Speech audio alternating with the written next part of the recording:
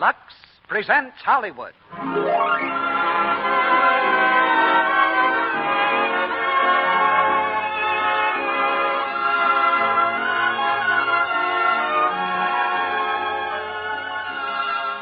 The Lux Radio Theater brings you Loretta Young, Jeffrey Lynn, and Brian Donlevy in Jezebel.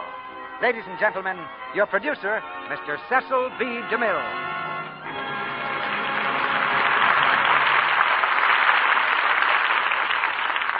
Greetings from Hollywood, ladies and gentlemen. The test of gold is fire, and the test of a strong man or woman is not peace and success, but danger and disaster. It's true today, and it was true 100 years ago, when a vain and selfish girl suffered her trial by fire and came out a heroine. Tonight we tell the story of that girl in Jezebel. Broadway applauded it first so lustily that Warner Brothers transferred the play to the screen, and tonight it completes the cycle of the theater with our radio production. Jezebel is a drama that stirs every human fiber, that can thrill to a story of great sacrifice and great love. A drama that requires a really fine actress in the central role. And that part goes to Loretta Young as our own private Academy Award for the magnificent performances she's given us in the past. Jezebel takes us back to a glamorous scene, the South before the war between the states.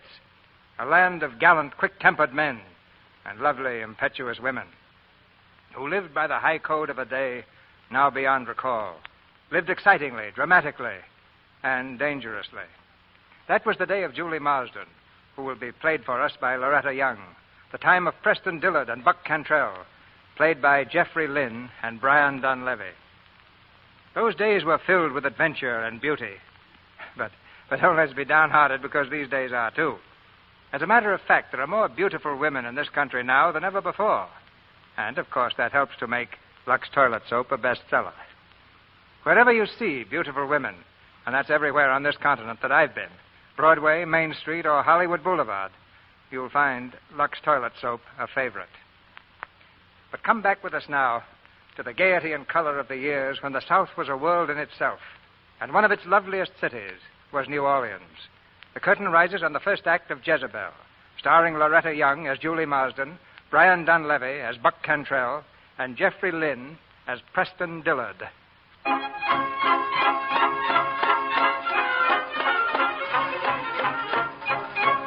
New Orleans, 1850. The city is gay with bunting and confetti, ringing with laughter and music, for this is the Mardi Gras season, the eve of the Proteus Ball.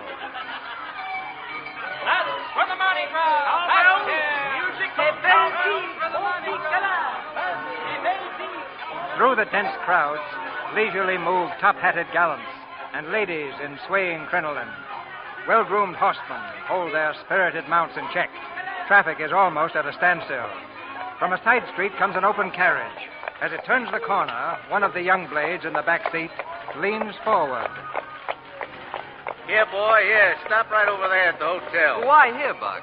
Well, might as well get us a drink, Sure, Jeff. you'll have plenty to drink at the party. I know, but the trouble with party liquor is they always mess it up with cherries and such.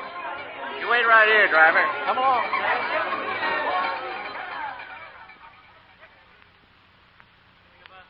I tell you, if there's one thing I know, it's bloodlines. How you, gentlemen? Gentlemen. You, Buck? How you, Buck? How you, General Bogartus? Mr. DeLautrec, here's somebody who really knows horses. Buck, step over here and decide a bet. Sorry, but I got no time, sir. Ted and I just stopped by for a minute. Take no time at all, Buck. You heard him, sir. Buck's got no time. Gentleman, Buck Cantrell has no time. 5 to 4, he doesn't know what month this is. I'll do better. Even money doesn't know the day of the month. Well, DeLautrec, I know what time of day it is. Must be getting on to 3 o'clock. If it was any later, you'd be a lot drunker. Isn't it admirable that Mr. Cantrell can joke when he's just lost the lady of his heart? Better not, Renee. It's true, gentlemen. Mr. Cantrell has just lost his lady. I wouldn't go on, DeLautrec. You see, gentlemen, Mr. Cantrell is in a bad humor. Press Dillard has won his lady from him. Press Dillard has won Miss Julie Marsden. Why, you... Easy, Ted. Let me handle this. DeLautrec, I thought I just heard you mention a lady's name. I must have misunderstood you, huh? And if I did mention a lady's name?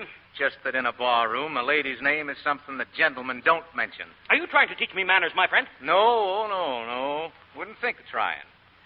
I just some way don't like your hat, or your ears, or anything between them. Is that plain enough, Mr. DeLautrec? Amply, sir. Mr. Direct will be my second. And I like for Mr. Cantrell, sir. Now, Ted, you're kind of young for this sort of thing. Listen, Buck, it's my quarrel more than yours. It's my brother that's going to marry Julie. What do you say, Buck? Well, I feel that bad about it. Go ahead, Ted. Thanks. Gentlemen, I have the honor to be acting for Mr. Cantrell. Will sunrise at the Oaks be satisfactory? Perfectly, sir. Ted, what you want to make it so confounded early for? Couldn't you make it 10 o'clock? We don't have to sneak up on him in the dark. Oh, well, your servant, gentlemen. Come on, youngster. Time we get along to the party.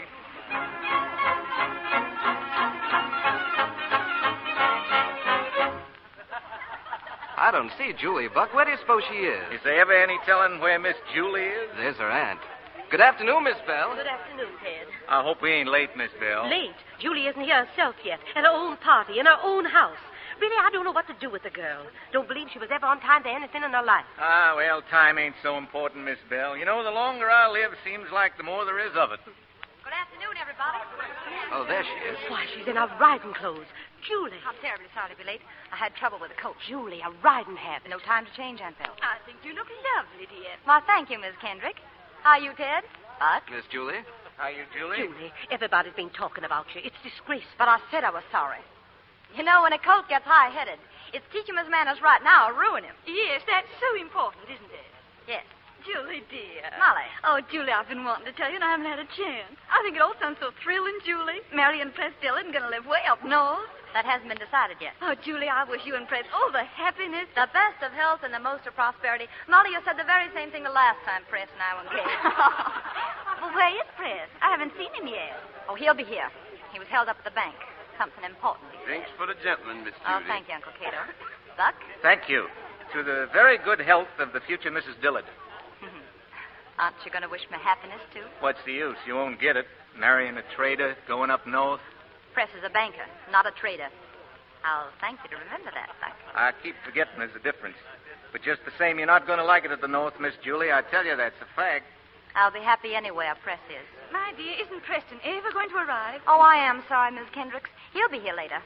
Preston found it important to meet with the directors of his bank. But it's your party, Julie. I think he knows that. Oh, what a shame. But I suppose a shoemaker must stick to his last. Bankers, too, Miss Kendrick. Excuse me. Aunt Bell, has Press sent any word? Just that it can't come is all. He can't come. Uncle Cato, order a carriage, please. Yes, sir, Miss Julie. Julie, what for? If Press can't leave his bank to come to me, then I shall have to go to the bank. Julie.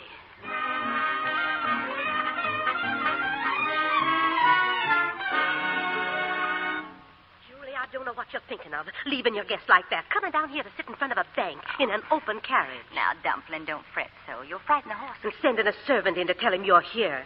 Sending a servant to a gentleman. And please don't worry about Press. My goodness, I've been training him for years. Miss Julie, ma'am.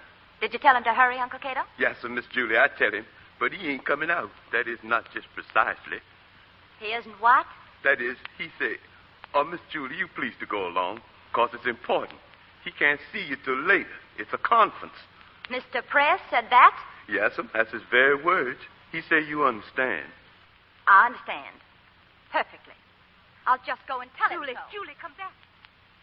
As I said before, gentlemen, the South is doomed to economic extinction unless it is willing to compete with the enterprise and energy of the northern states. Now, the way I... Press? What? Why, Julie. May I speak to you, Press? I'm sorry, gentlemen. I'll be back directly. Julie, what in the world? Press, are you coming or aren't you? Now, Julie, please try to understand. I only understand that you promised. I told you I couldn't get to the party. Oh, the party, that's over. But you promised to go to the dressmaker's to see my new dress fitted. Your appointment wasn't today. Well, I made it today. It was the only time she had. And you promised, Press. Julie, please, we're having a conference. This is important. I suppose it isn't important that I've spent a month having my ball dress made for tomorrow night. In fact, I don't suppose it's important what I wear to the Proteus ball. Oh, now, honey. It's only you that's so important. You and your board of directors. I suppose they couldn't possibly get on without you. Now, Julie, you've got sense. Thank you, Press. Right now, I'm having the fight of my life in there. A grand fight. I've got to get back. Just you run along, and later tonight... Don't trouble. I'm sure you'll be too exhausted from your great struggle. Julie, you must realize... I realize only too well. Good day, Mr. Dillard. I'm sorry I troubled you.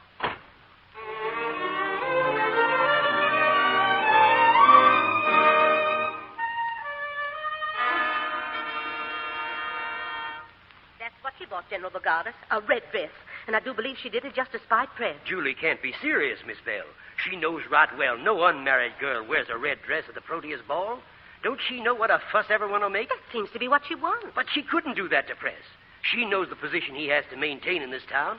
What if some man should make, a comment on that dress in Press's hearing? General Bogartis, you simply must talk to her. Make her realize what she's doing. Be firm. You're her guardian. And you're her aunt, Miss Bell. There ain't much I can do after 20 years of your spoiling it. Just rest right in here with the folks, Mr. Press. Here's Press now. Tell Miss Julie I'm here, Uncle Cato. Evening, Aunt Belle. Oh, Press, I'm so glad you've come. I thought, that is, Julie said you'd called again. Aunt Belle, it's high time we all stopped hanging on every word Julie says, when most times she only half means them. I agree with you, Press. Miss Bell, I'm going to speak right out.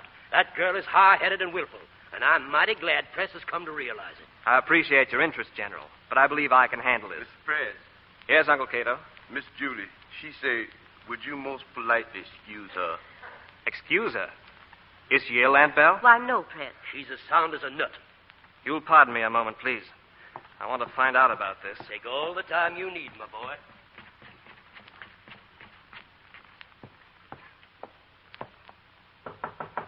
Julie, it's Press. Open the door. Julie, you and I have got to straighten things out. There's no sense to all this.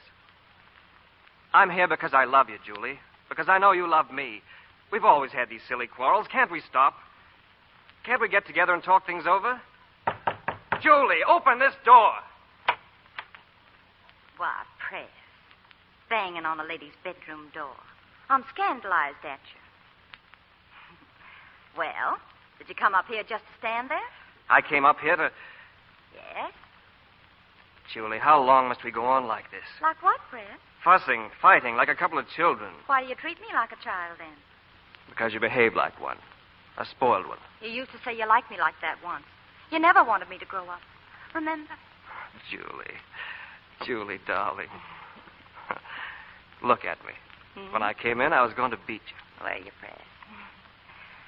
Now, would you like to see my new dress? That's what I wanted to do all day. Well, let me go then. Here it is. That? Huh? For the Proteus ball? Yes.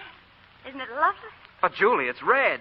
Gorgeously red. But you can't wear red to the Proteus ball. Why not? You never saw an unmarried girl in anything but white. You know that. It's the custom. It has certain significance. Are you afraid I'll be taken for one of those girls from Gallatin Street? Julie! Oh, I'm sorry, Press. I forgot. I'm a child. I'm not supposed to know about anything like Gallatin Street. I'm supposed just to simper around in white. You're supposed to know that you have a position to maintain. Oh. You mean it might be bad for the bank, is that it? Will you please hold another directors' meeting and let them decide just exactly what I can wear? Julie, for heaven's sake, be reasonable. Were you reasonable this afternoon? Oh, so that's it. You're just nursing your spite. Well, I'm not going to let you. You've made your point now. For once, you're going to do as I say. I'm calling for you tomorrow night at 10, and you're going to be properly dressed for the ball, in white. Am I, Press? Well, of course, if you say so. Don't be absurd. Your own good sense will say so. And if it doesn't? Then, my sweet, you and I will sit at home with our embroidery. Good night. 10 tomorrow, in white. Good night, Press. 10 tomorrow. Zeddy? Zeddy! Yes, Miss Julie. Zeddy, come here. I want you to take a message for me. And don't tell the others, do you hear? Sure, Miss Julie. I want you to go to Mr. Buck Cantrell's house on Charter Street. Ask him if he'll kindly come to the house here tomorrow night at 10.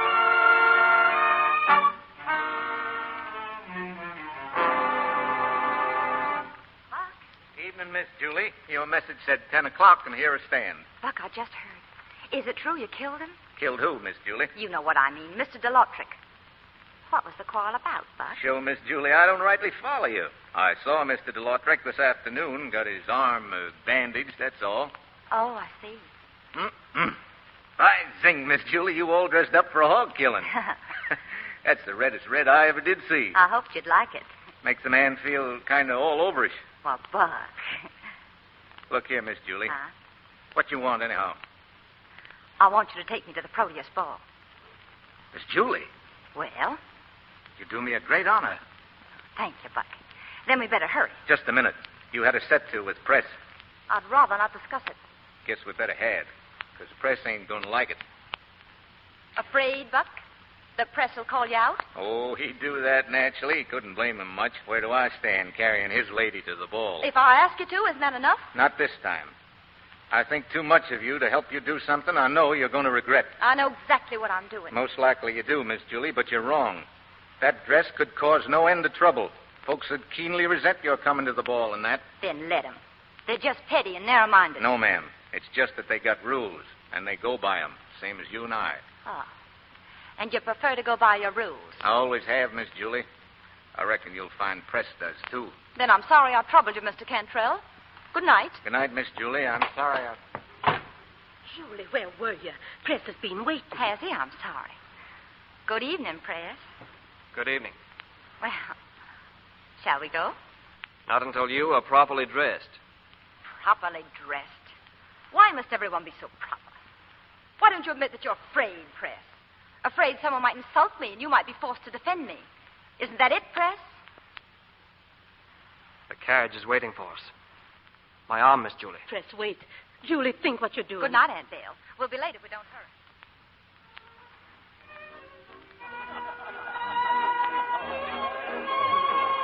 Your wrap, Miss Julie. We can leave it here. Thank you. My, but it's warm in here, isn't it? I think we'll find it even warmer inside.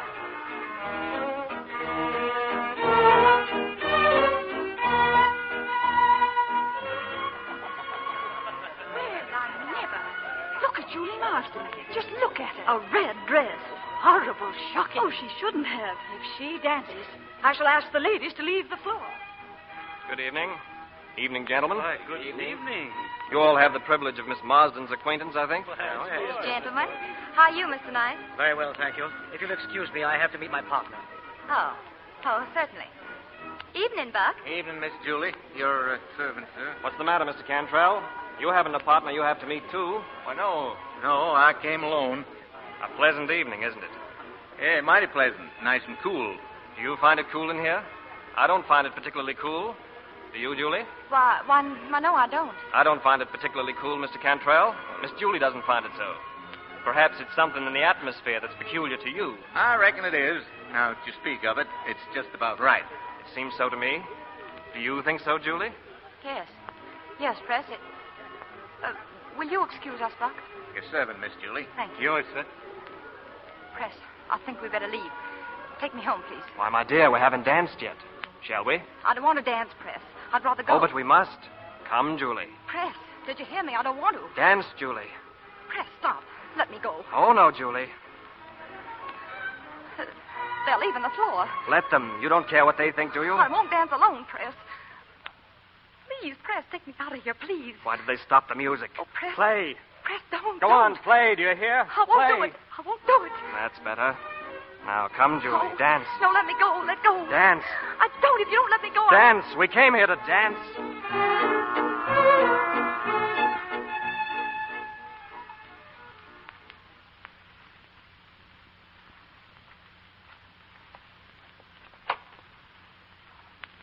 Goodbye, Julie. Is that all you've got to say to me, Press? There's nothing more to say. Even if I was wrong? You couldn't be wrong. You're Julie Marsden. Am I to get down on my knees?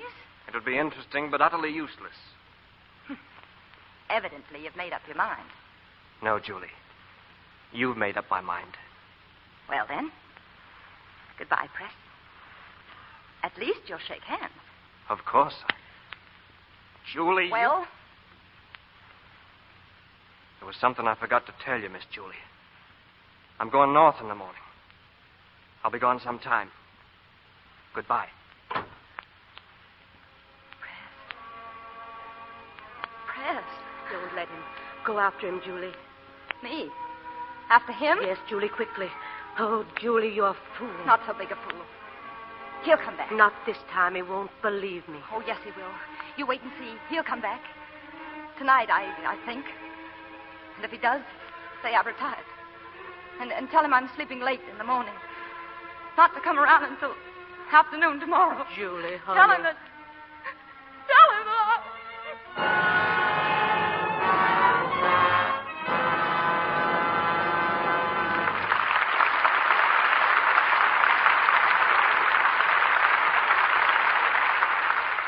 just a moment, Mr. DeMille and Loretta Young, Jeffrey Lynn, and Brian Donlevy will return in Act Two of Jezebel. And now here's our Hollywood news reporter, Libby Collins. Well, what's the news this week, Libby? Or should I say, whose news? Well, if you say whose news, then I can say Drew's news. Well, you win that one, Libby. I suppose you mean Ellen Drew. Of course. Paramount's mighty proud of its young star, Ellen Drew. Well, they should be, for she's a fine little actress and a beautiful one. But we're proud of Ellen, too, Libby, because, you know, she's a Lux girl. She always uses Lux toilet soap for that $1 million complexion of hers. Yes, but do you know her story, Mr. Ruick? How she happened to get into pictures? No. Suppose you tell us, Libby. Well, she was a sales girl in a small department store at Inglewood, Illinois, at $10 a week.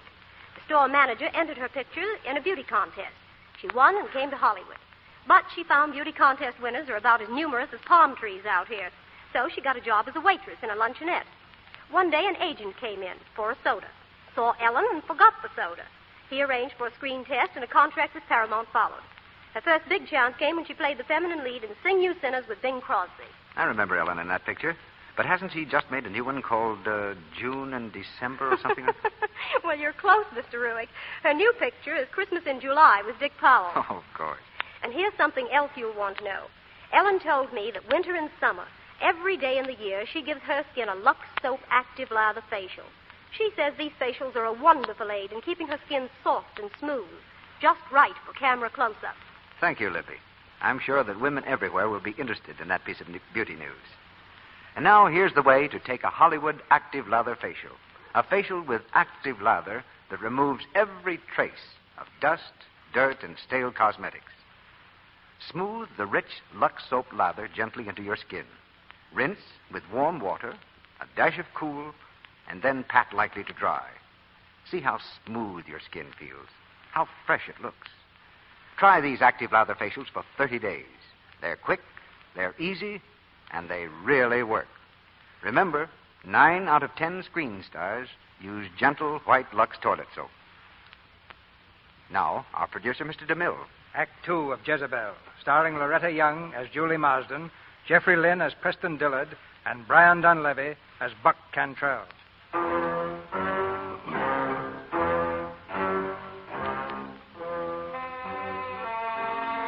Almost a year has passed since Press and Julie said goodbye. The Mardi Gras Festival is only a few weeks off, but this time there's no gaiety in New Orleans. Only death and the muffled cries of the dying. For the foul breath of plague blows hot along the streets. Up from the dank marshlands creeps the dread plague of yellow fever. To the Marsden home comes an old friend, Dr. Stone, to warn Aunt Belle of the danger. It's only a matter of a few weeks, I'd say, but you ought to leave the city. Go on up to the plantation. Give yourselves a breathing spell. Is there really cause for alarm, Dr. Stone? I'm afraid there is. More deaths every day, Miss Bell. The city ain't going to be very pleasant till this blows over. Well, I'll speak to Julie again. She's been set against leaving, but I'll try to persuade her. Julie don't look as well as I've seen her. Looks a little pale. It's all I can do to get her to step from this house. Won't go outside except to ride that crazy thoroughbred of hers. And then I'm in fear and trembling she'll break her neck. Won't go any place where there's company, and won't have company in. Young Mr. Cantrell and the others she hasn't received in months. They've stopped calling. Only leave cards. Well, what does she do all day long? Tends the house like no house has ever been tended. She's so particular. If an article is half an inch out of place, or if one speck of dust is on anything, she notices. It makes me uneasy. You might be interested in a piece of news I got today. Preston Dillard's coming back. Press? Arriving Friday on the packet. What brings him? This yellow fever business. We two stand together on what ought to be done about it, so now it's busted loose, he's coming back. It's high time. Miss Julie might be interested, too. Yes. You know, Doctor, I expect I know Julie like nobody ever will. Maybe I love her most when she's her meanest, because I know that's when she's loving most. Morning, Dr. Stone. Oh, morning, Miss Julie. I was just talking about you running up to the plantation for a few weeks. Again? Miss Julie, you don't seem to understand. Dr. Stone, I'll let you know about it as soon as I can. Do, Miss Bell, do. Morning, Miss Julie. Bye, Doctor. You know, I do believe Dr. Stone takes pleasure in frightening people, particularly women. You don't remember the last outbreak of fever. You were too little. It was dreadful, Julie. I'm not afraid. I guess it's pretty serious. Press Dillard's coming home on account of it. Press is coming home? Of course. Of course he is. Did you know it? Certainly I knew it. I knew it all along. He had to come to me. He couldn't help himself. He wouldn't know how to fight as hard as I have to keep from going to him. We'll be married, Aunt Bill. I'm going to beg his forgiveness. I was vicious and mean and selfish. And I'm going to tell him how I hated myself for being like I was even then. I'll humble myself before him. All that ever stood between us will be gone when he takes me in his arms. There, child. Perhaps we better go to the plantation now that Press is coming. Of course. That's the right place for our meeting. We better start packing, too. Uncle Cato. Steady. Oh, Aunt Bill, we'll give a party. We'll invite everybody. A party to celebrate.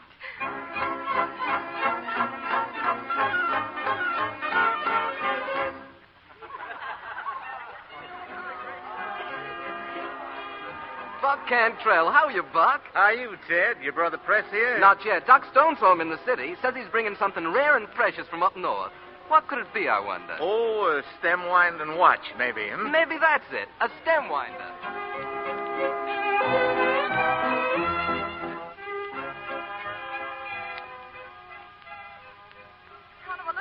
You look lovely, dear. But you'll wear that dress out, fixing and fussing. Everything's got to be right.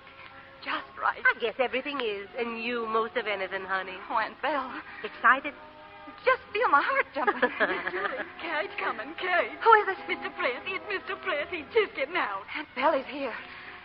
Go downstairs and take him to the drawing room. I must see him alone. Yes, dear. Alone, Aunt Bill.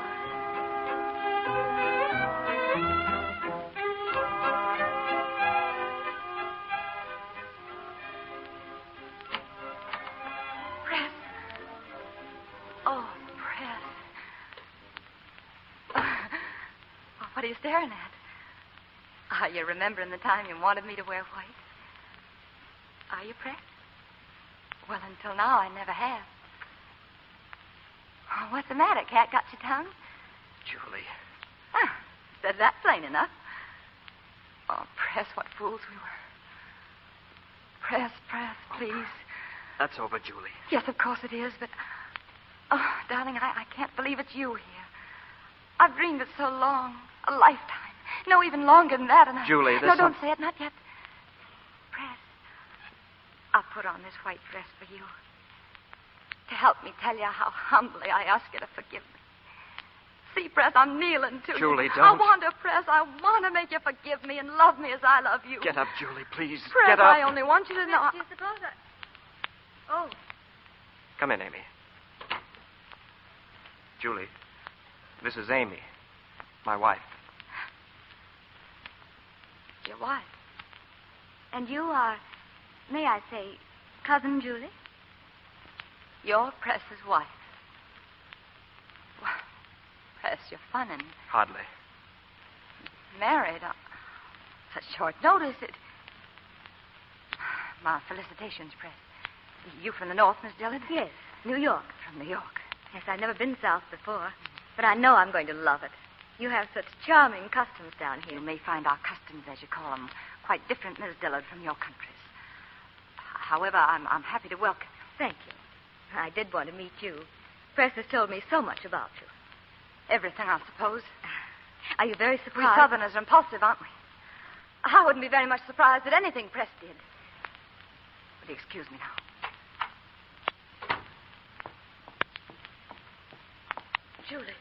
Julie, wait. I tried to find you, to tell you. Married. He's married. Julie, child, I'm so sorry. Oh, for heaven's sake, don't be gentle with me now.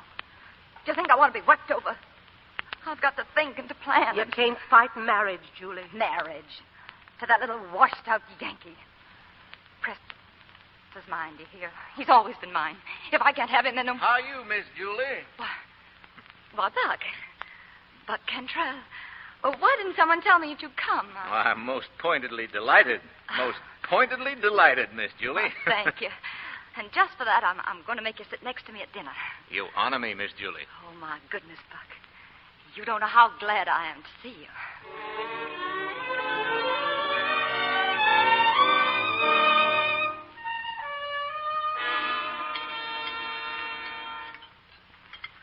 I've said it, ladies and gentlemen, and I'll say it again. I can't believe that the intelligent men at the North are plotting to destroy our sovereign rights. You sound right calm now, General Bogartis. But what they tell me, you were raring to go when you joined up with Andy Jackson. I was a lot younger then, Cantrell, and a lot foolisher.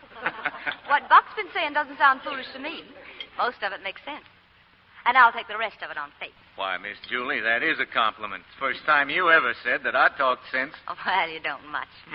But it's refreshing to see a man who knows his own mind. Don't you think so, Press? It's difficult to know your mind sometimes. That's hardly an answer, is it? I'm sorry to seem dull. It's coming back to this house. All my childhood summers. There's so much to remember. Remembering? A forward-looking young banker? Well, I thought you were concerned with the future, not the past. Even a banker has memories. Then he ought to kill them. Or laugh at them. I do that myself. Well, being a banker, Press, you ought to see that the future of the South lies right here in New Orleans. Does it? Well, the way I look at it, cotton is king. Folks are bound to ship cotton downriver. So how can New Orleans keep from being the greatest city in America? You know, if I had the cash to spare from racing, I'd put it right into New Orleans bonds. They're down now, you know, count of the fever. Is that so, Buck? I don't like to disagree, but there's more than fever the matter. Well, being at the North seems to have changed your point of view, Press. Broadened it, maybe. You aren't telling us, Press, you don't believe in New Orleans anymore. I've tried to study conditions. Conditions? Buck, you never studied conditions, did you? I'm not much on studying, Miss Julie. I've seen Boston. It's bigger. Chicago, pretty near as big, and come up in the past 10 years. There are plenty of others. It troubles me about the South. We're dreaming, and the dream is fading. Why? I hate to say this, but in a war of commerce, the North must win. Win? That's a mighty curious thing for a Southerner to say. Strikes me that way, too. But maybe Press has learned why. Up north. If you must have it, it'll be the victory of machines over men. Preston. I don't know as I like that, Dillard. You're not expected to like it, and you're going to like it less when it happens. Why, you talk like a... Please. Yes, yes. Let's have no quarreling. Now, the ladies will be in the drawing room. You gentlemen can find us there. Press. Yes, Ted? Buck seems dead set to pick a quarrel with you. Well, that's nothing new for Buck. And Julie, she's set herself to fascinate Buck like a Gallatin Street girl. Why? Don't worry. The less you crack your teeth, the longer you'll have them, young.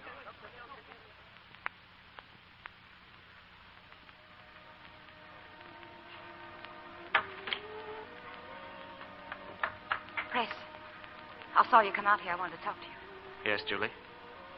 Why did you do it? Why did you marry her? Because I loved her. Oh, no, you're not a fool, Press. You've had my love. And lost it. Wasn't that memory more real than anything she had to give you? Don't look that way, Press. Just tell me. You must. Please don't, Julie. Shall I cry for you? Nobody but you ever made me cry, and that was only twice. And both times you gave me what I wanted. You remember? Yes. How much do you remember? Everything you ever said or did. Oh, Press. But it's past now, Julie. Done. Finished. Oh, to have come to you. I wanted to so terribly. It was because I wanted to so much that I couldn't. You understand that, don't you, Press? I didn't understand. I only knew what you did. I didn't understand myself. But I do now. And you do. You do. That's why you came back, Press. You had to come back to the country, you know. You belong here. Nothing can change that. Look, Press. Just listen. Can you hear him? The night noise. See the moon among the cypresses. Can you taste the night on your tongue? You can't get away from these things. Press, they're in your blood. You don't know what it is, but it's part of you. It's the mockingbird and the magnolias. It's the blue haze on a spring morning when the air is so soft it presses on you like a kiss. And it's the river, rolling down and down, rolling forever. It's the country you were born to, the country you know and trust. Please, Julie. Oh, it isn't tame and easy like the North.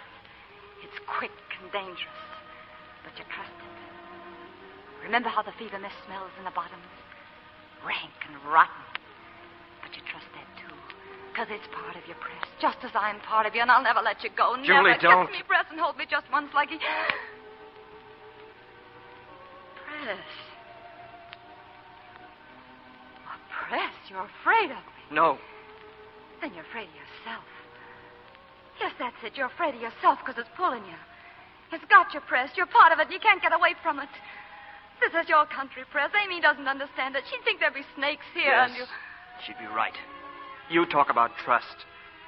Amy has put her life and her happiness in my hands, and they're going to be safe there. How can she understand Miss it? Julie, you out here, Miss Julie? Oh, It's all right.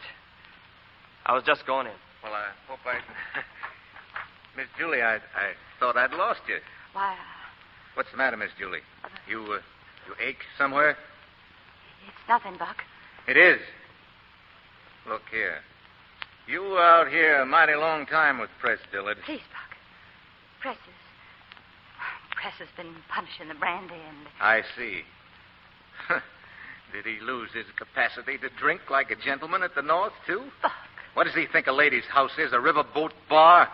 What did he do? Forget it, please. Please, Buck. This is a secret between us. Why, sure, Miss Julie. I'll forget anything you want me to forget. Please, I wouldn't want some silly thing I said to be the cause I of... know, Miss Julie, and you can depend on it. You ain't going to be the cause of anything. You can depend on me, Miss Julie. Buck, what was that? Oh, well, that's just the fever cannon from New Orleans. You can hear it when the wind's right. You can hear it right plain out here, folks. There it goes again. Wind shifted to the south. What is it, Ted? It's the fever cannon, Amy, down in New Orleans. Fever cannon? That's right. At night, they set tar barrels blazing on every street corner. And the Washington artillery fire cannon to fight the plague. But what good does that do? Why, everybody knows that it starts the air currents that carry the fever away. They might better drain up the swamps and clean up the city. Well, maybe they do that in the Yankee land, Press. They do. And there are quite a lot of other customs at the North that'll bear copying. And there are a lot of things up there that won't stand copying, too. I'll remind you, Buck, that my wife is a Northerner and a stranger here. You talk like you're the same. Now, see here, Ted, Buck. please. I'm sorry, Buck, but this subject is an unwelcome one. Julie, as mistress of the house, you agree with me, I'm sure. Why, Adele, I wouldn't think of forbidding any subject to my guest. Julie. Mr. Preston, there's a gentleman here for you, sir. For me? Who is it? Mr. Dillard, Dr. Stone sent me. Mr. LaCourt, the bank is down bad with the fever. The doctor said you better come right down. Of course. Uncle Cato, tell my boy to get the carriage. Yes, sir. Mr. Dillard, Mr. LaCourt's very bad. He wants to talk some bank business to you before it gets too late. Was I you, I'd ride. Be quicker. You can have my horse, sir. Very well. Amy? Press, I ought to go with you. Now, honey, this won't take long. I'll send a carriage for you later. Aunt Belle, you'll take care of her until I can send. Surely, Press. I hope you'll all forgive me. We understand perfectly, my boy. Press. Now, darling, please don't fret about me. I'll try not to. You look after Amy, won't you, Ted? Of course, Press, you needn't have asked. Goodbye, Amy. Goodbye. Goodbye, all. Oh, I do hope everything will be all right. It always is. Of course, it's a pity Press had to leave now. But I suppose his bank comes first. Well, Press is devoted to the bank. Yes. Rather unfortunately so. You don't find that admirable, Miss Marston? Oh, admirable, I suppose. It just seems to me there are other things more interesting. I imagine Buck finds it so. Why, Miss Julie, I never go into a bank if I can help it. Seems like they're mostly studying how they can get something away from somebody. I wouldn't say that, Buck. I beg your pardon, Ted? Now, Ted, all Mr. Cantrell meant to say is that most folks down here prefer other pursuits, like planting and... You need not apologize for Mr. Cantrell. I'm sure he is capable of defending his own insinuations. Why, Mistress Dillard, ma'am, I surely didn't mean to offend. I was just talking. Of course, Amy. Buck didn't realize what he was saying. Why, he doesn't even realize how Julie's using him. Now, Ted. Ted, please. Ted, son, how do you mean that? I don't get the sense of it, but it don't sound polite. You know right well what I mean. Julie's been egging you on, first against Press and now his wife. Ted, be quiet. I meant what I said. Then let's just figure I didn't hear it, Ted. And, boy, I'd keep Miss Julie's name out of your conversation. You're fool enough to defend what you don't even understand? I don't see anybody that needs any defense, Ted, and if I did, I'd make out to defend them, I suppose, yes. Let's put it this way, then, Mr. Cantrell. All evening I thought you coarse and loud and not a gentleman. That's better. Very well, Mr. Dillard, sir. Mr. Allen will act for me, and we'll be happy to do you the honor. You young jackass.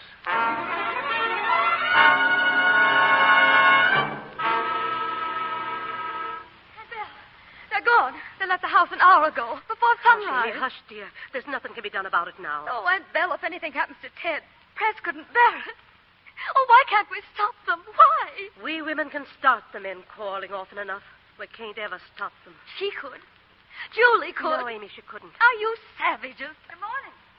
What brought you out so early, Aunt Belle? It's a grand morning. I couldn't resist it. Where are the gentlemen?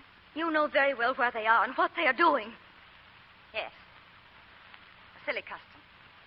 But part of what we Southerners call our chivalry. You know, sometimes I envy them to face what they hate. To kill or be killed. To settle something. We can't do that, we women. It doesn't mean anything else. To you? Why should it? Listen. Someone's come back. It's Ted. Ted! Oh, Ted! What happened? Buck's dead. I never saw a man die before. He knew what you'd done. He told me so before he died. Oh, Julie, you're a...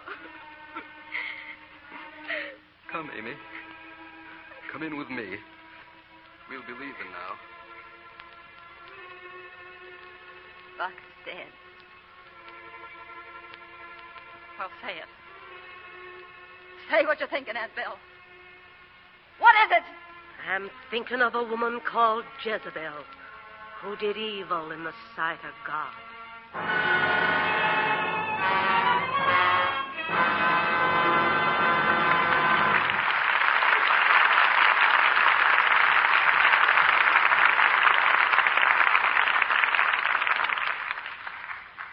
After a brief intermission, Mr. DeMille and our stars Loretta Young, Brian Donlevy, and Jeffrey Lynn will bring you Act 3 of Jezebel. And now Sally here tells me that she has another helpy for us. A helpy, you know, is Sally's own way of saying helpful hint. Thanks for explaining that, Mr. Ruick. But I think maybe tonight's helpy really should be called a thrifty. A thrifty, eh? How's that, Sally? Well, last week you said Lux toilet soap was very economical to use as a bath soap, too. You said it can be used down to the last thin little sliver. So I did, Sally. That's because Lux toilet soap is hard milled, you know. Well, I've been thinking about that last thin little sliver, and I began to wonder if all of our women listeners know this thrifty little trick. While your new cake of Lux toilet soap is moist, just take that little sliver and press it firmly onto the fresh cake.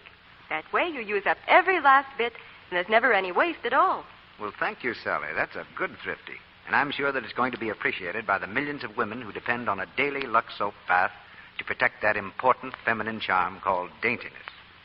You see, Lux soap has active lather that does a gentle, thorough job. Leaves skin really fresh, sweet, perfumed with a delicate flower-like fragrance that screen stars and fastidious women everywhere find delightful. You'll find that while Lux toilet soap makes your daily bath a real luxury, it costs so very little, it's thrifty, especially if you buy it the economical 3 cakes at a time way. Start tomorrow. Use gentle, fragrant Lux toilet soap for your beauty bath. You'll love it. We pause now for station identification. This is the Columbia Broadcasting System.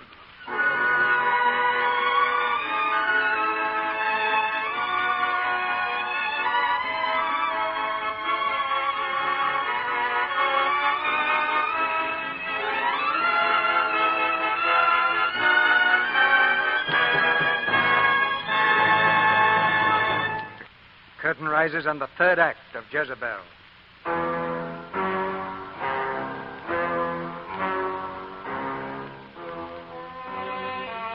With the death of Buck Cantrell, the guests at the plantation prepare to leave.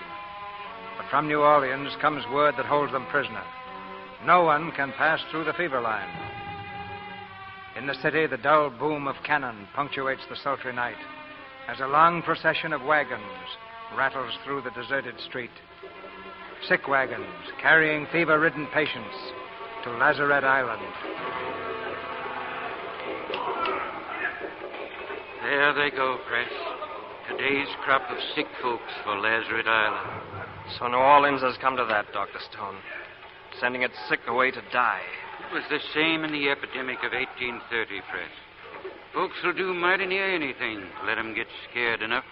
It's murder. You know nobody ever comes back alive from that place. What are we trying to do? Save folks or kill them? Opinions differ, Press.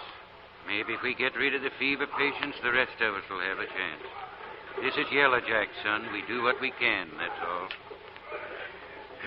Come on in the hotel. We'd better get us a drink.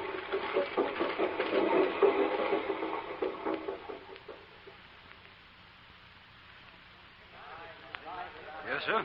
What will it be, gentlemen? Bourbon. Make it double. Single for me. Yes, sir. Look here, son. Ain't that kind of unusual for you? Are you telling me what I can... I'm sorry, Dr. Stone. I don't know why I said that.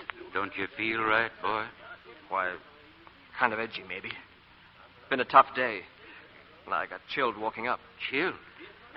Press, you ought to be easing down. With liqueur gone, we're looking to you to see the bank through this mess.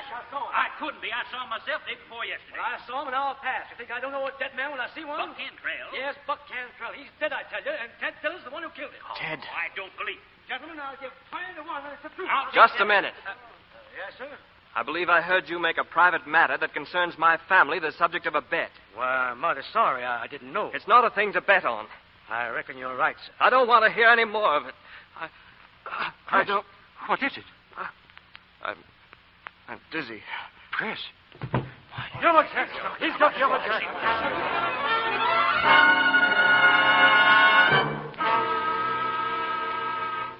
Uncle Cato, what are you saying? It's the truth, Miss Julie. Dr. Stone sent me from New Orleans. Mr. Press, he got the fever bad. Fever? Yes, sir.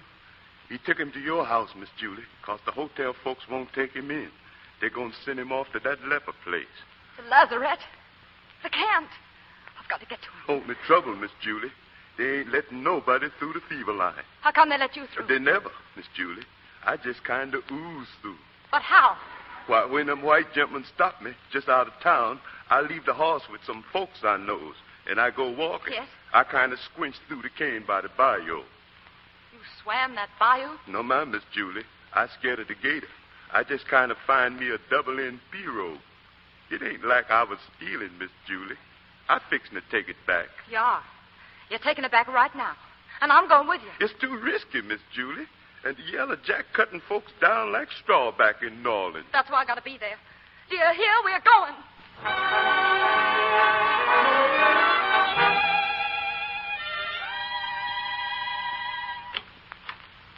What, Miss Julie? Doctor, is Brett still here? Why, yes, Oh, but... thank heaven. How is he? As well as can be expected, he's up in your room, Miss Julie. I want to see him. I had to bring him here. No hotel would take him, of course. Naturally, his place is here. He's got to stay here. They mustn't take him to that island. You've got to stop him. He'd die. Now, my dear, I'm doing what I can. Come in. Press. Oh, Press. You. What are you doing here? I came to help you. Keep away. Don't touch me. Please, Don't touch me. Please, it's Julie. Julie. Yes. In white. A white dress, Julie. Oh, Out of his head, Miss Julie. what can we do for him, Doctor? Just keep applying the compresses. Yes. But you oughtn't to be here. Yellow Jack's mighty catching, Miss Julie. Catching, is it? We need more ice, Doctor.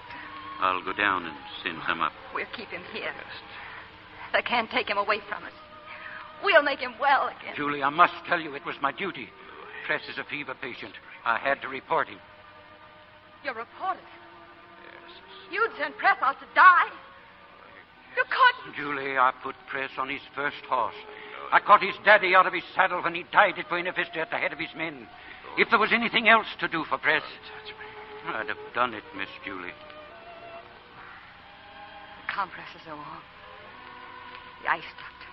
I'll see to it. Lazarus Island.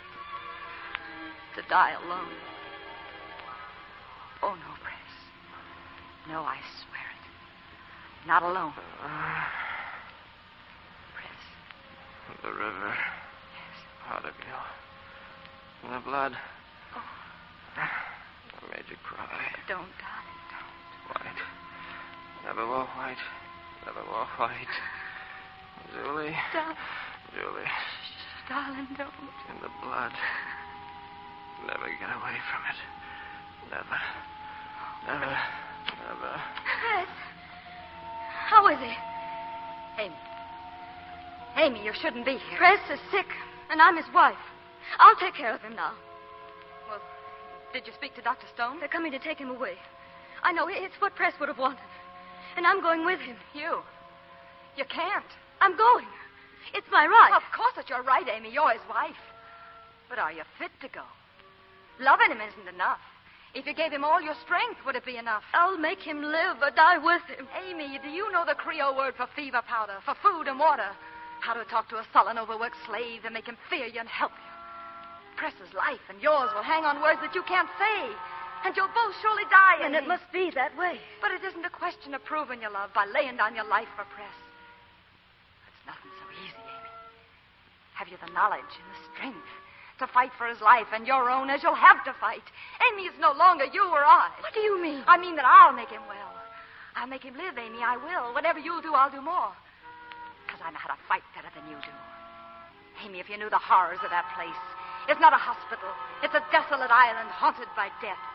They'll put Press in an open sled with hundreds of others. You must be there with him, day and night, watching every breath he draws.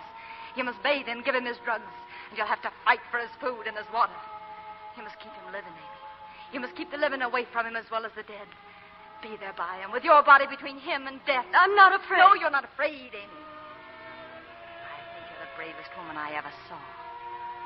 I believe you even have the courage to save him. By giving me the right to go in your place. You're not afraid to die. But I ask a greater sacrifice in Press's name. His life. And for yourself. I ask you humbly. For the chance to give proof that I can be brave and strong and unselfish. Oh, help me, Amy. Give me the right to make myself clean again like you were clean. You love him. Even more than I believed was in your power. Then let me prove myself worthy of that love, Amy. Julie, tell me. Tell me something which only you can tell me. Does Press still love you? He himself mightn't know, but you would. Tell me. Oh, please, you've got to let Tell me go. me. Amy, what does it matter who Press loves? It's his life that matters. We both know Press loves his wife. Is that true? I've done too much against him, Amy. You were gentle and brave as I never knew how to be. Had there been any love in his heart left for me, I'd have taken him from you. I tried and I failed. Because he loves only you. Sick wagon. You ready? Amy. I'm grateful to you for telling me what I had to know. I believe you've earned whatever right was mine. God protect you and Press. Go with him. Thank you. Come in. Come in. We're ready now. There's another. Nazareth Island. Julie. Yes, Press. Yes. Don't leave me, Julie. I won't leave you. I won't leave you, Press.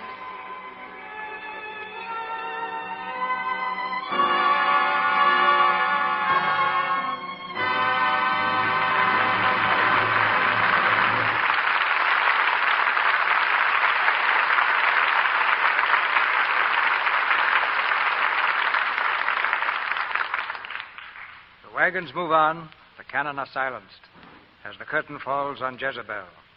And we all join in applauding the artists who brought us this play tonight. Loretta Young, Brian Dunleavy, and Jeffrey Lynn. The next time a performance as fine as Loretta Young's comes along, Mr. DeMille, don't put me in the cast. I'd rather be in the audience so I won't miss any of it. You've got an idea there, Jeffrey, and you can save a seat for me. You, too, can be in the audience if you like, but I want to be right up here producing the play. My goodness, I seem to be surrounded by three true Southern gentlemen, and I'm very grateful to you. There's one thing, Loretta, we want to speak to you about.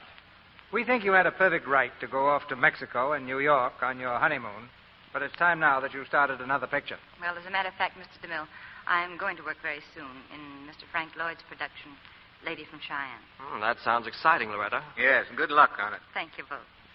I know everyone is anxious to hear Mr. DeMille's announcement of next week's play. But before that, there's something I'd like to say to the ladies in the audience. Green light, Loretta. Go ahead. Well, this is especially for those women who have never tried Lux soap. I've used it myself for a good many years, but I know that a few days' use will convince anyone that Lux soap really is a fine complexion soap. That rings the bell, Loretta. Lux soap is its own best salesman. Well, Mr. DeMille, what about next Monday night's play? Next week, Brian? Yeah. We present our own special climax to the 1940 football season. The first complete radio production of the current Warner Brothers hit, Knute Rockne All-American.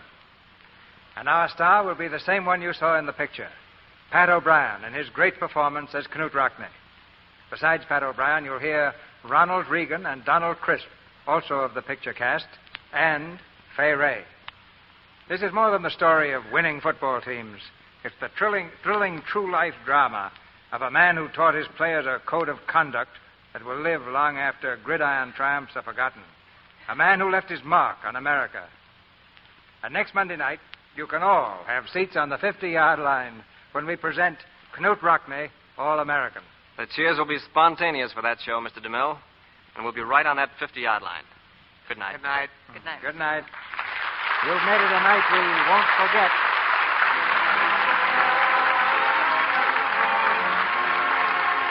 Our sponsors, the makers of Lux Toilet Soap, join me in inviting you to be with us again next Monday night when the Lux Radio Theater presents Pat O'Brien, Ronald Reagan, Donald Crisp, and Fay Ray in Knute Rockne All-American. This is Cecil B. DeMille saying good night to you from Hollywood.